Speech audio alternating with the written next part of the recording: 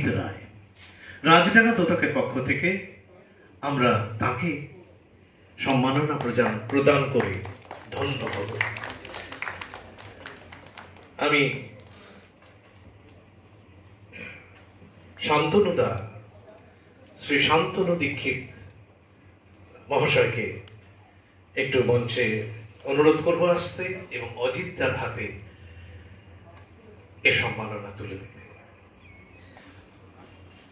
উৎপল দত্তের সময় থেকে অজিত দা কাজ করে যাচ্ছেন মঞ্চকার হিসেবে, মঞ্চ নির্মাতা হিসেবে।